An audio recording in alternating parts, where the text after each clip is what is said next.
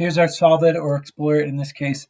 Ella surveys a random sample of 20 seventh graders about the number of siblings they have. The table shows, so you got students A through T, that's the 20 of them. And then you got a list of how many siblings they have.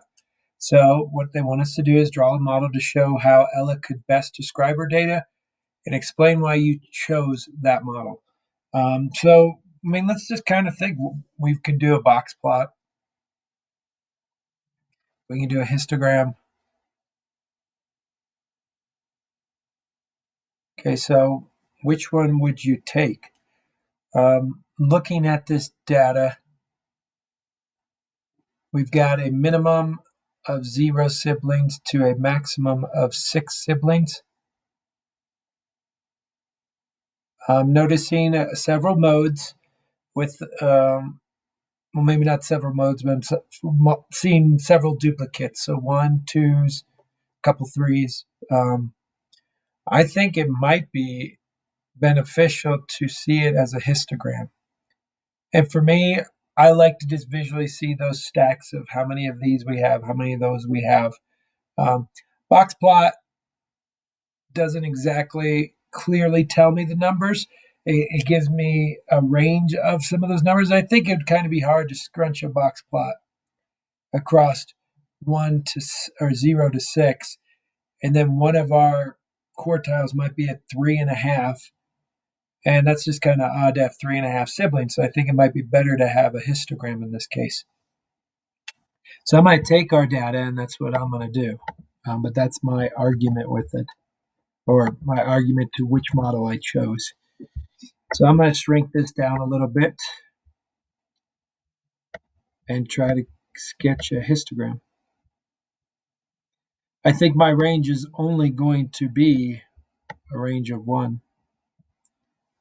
And that might be someone's argument of why not to do it.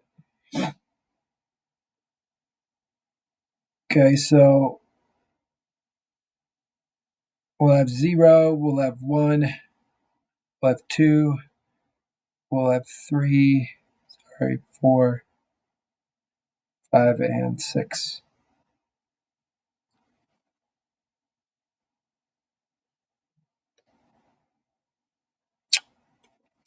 So what we'll have to do, we don't have to necessarily do it, but it might be nice to do a frequency table and count how many of each of these you have.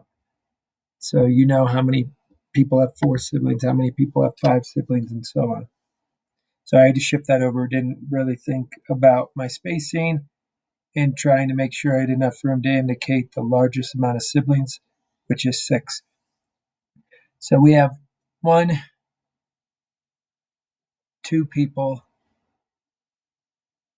How many zeros we have is 2. How many ones we have? 1, 2, 3, 4, 5, 6, 7, 8. How many 2 sibling people do we have? 1, 2, 3, 4, 5, 6. How many 3s? 1, 2, 3. 0 4s, 0 5s.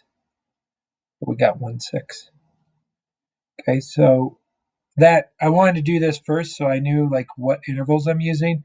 So I'm going to go 2, 4, 6, and 8. And then I can stack from my 0 range. We've got 2. We've got 8 in our 1 range.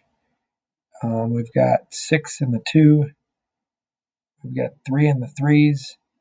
And just 1 over here in the 6s. Okay, so that would give us an idea of where we're at and how many people have siblings.